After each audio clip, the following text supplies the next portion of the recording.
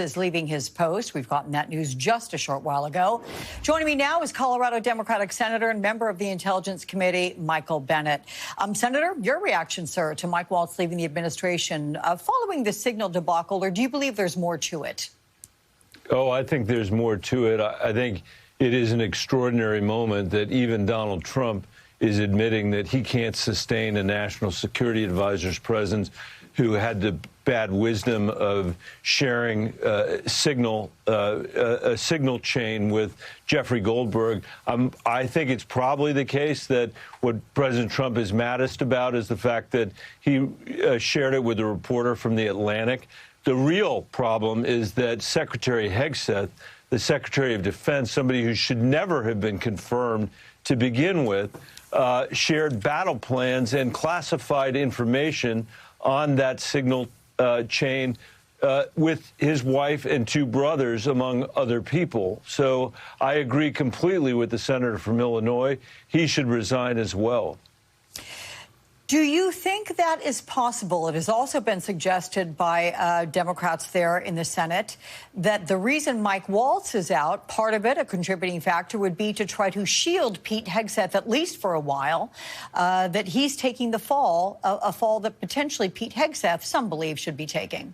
I think that's very possible. Look, it's so amazing when Donald Trump put Pete Hegseth on the floor of the Senate for a confirmation vote. I got calls from people all over Colorado who were saying, doesn't he know that he's totally unqualified? How is it possible that these Republican senators would vote to confirm Pete Hegseth? And the answer to that is, of course, Donald Trump knew. He knew how unqualified Pete Hegseth was.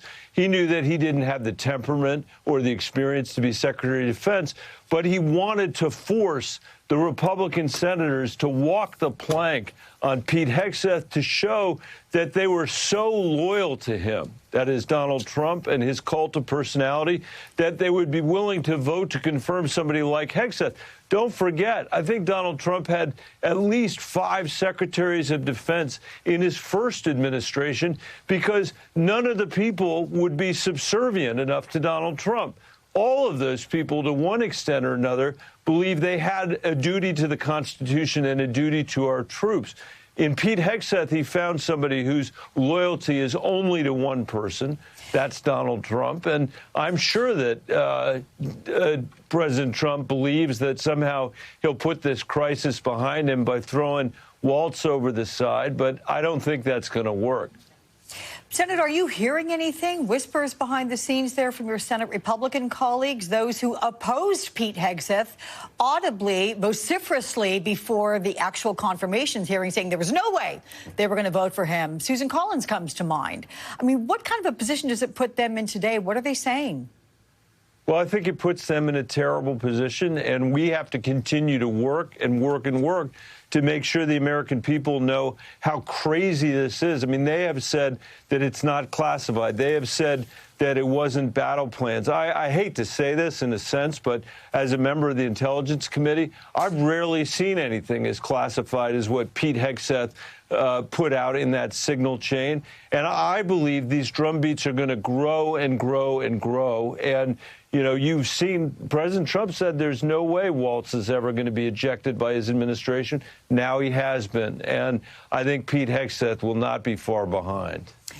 Senator, I know that we brought you on to talk about tariffs. I thank you for taking questions on this breaking news. Sure. But as I do want to throw a question your way, President Trump talked yesterday about kids' toys potentially costing more due to his tariffs. And he was suggesting that, well, kids may not be able to have 30 toys. They may just be able to get 2.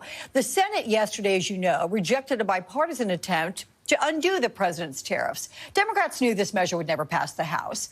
So where is the power that Democrats have to push back on the president on this topic?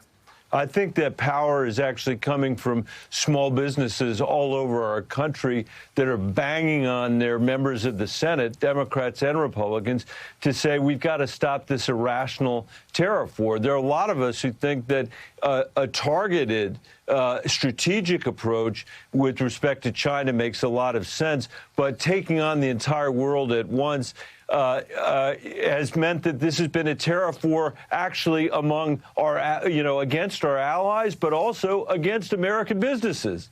And I'm hearing from people that I'm sure half the people that I've heard from about this at home are Republicans who think that Donald Trump has actually been the worst president that small business and their workers have ever had, because this is so self-inflicted. It's like Donald Trump always talked about the China flu. This is a tariff flu that's been created by one American.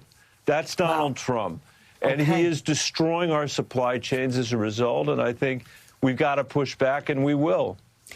Senator Michael Bennet of Colorado, thank you so much, sir. Appreciate your time. Thanks, Alex. And that's going to do it for us today, everyone. Yes.